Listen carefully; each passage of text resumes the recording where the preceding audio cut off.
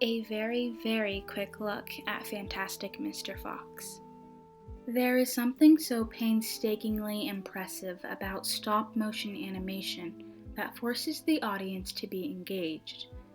Fantastic Mr. Fox takes a well-beloved and charming children's book and injects it with even more character and charisma.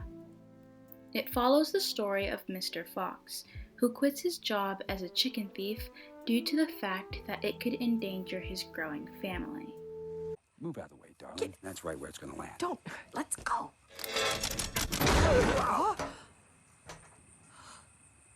No, it just falls straight right down. Whew. I guess it's not spring-loaded. I'm pregnant. Wow. And several years later, he begins to steal again. The film, directed by Wes Anderson, is so stylistically distinct that it would be a perfect movie without the plot. But the plot, in combination with the aesthetics, characters, and dialogue, creates a memorable masterpiece that appeals to all age groups. The plot is incredibly important because the source material is so dearly cherished, but also because it adds to the allure of the film. The story is essentially about a conventional family and a father who gives up his dream, but it's then applied to animals. The animals appeal to children, but the realistic and important themes appeal to an older audience.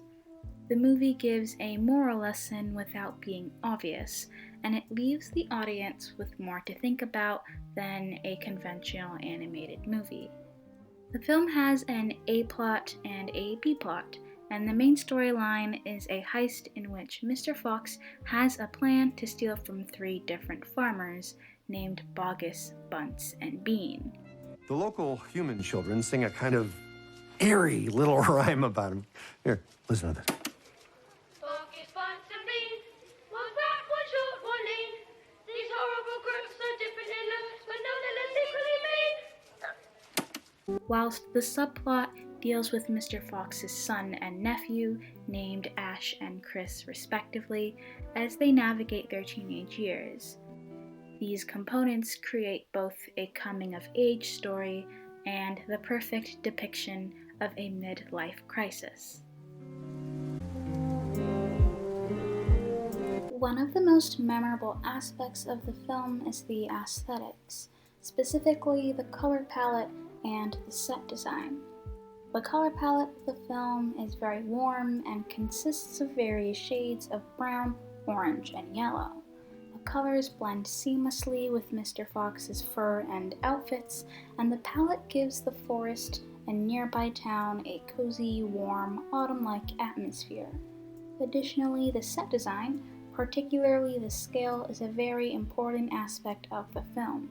In many shots, the scale is adjusted so it appears that the animals are essentially the same size as humans, but every so often, there would be a scene that shows the animals in a human environment, such as the apple cider cellar, and the audience would be thrown out of the fantasy, suddenly reminded that the characters are in fact animals.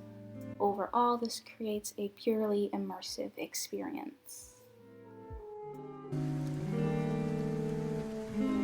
Once the audience is fully immersed in the film, it's difficult to remember that the characters aren't human, and this is due partly to the dialogue and the costume design.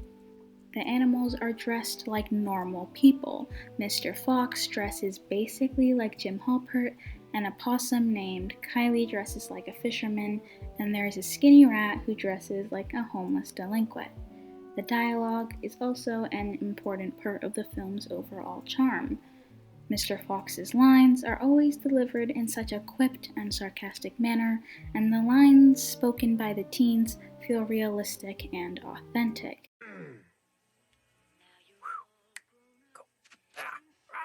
What's this, Dad?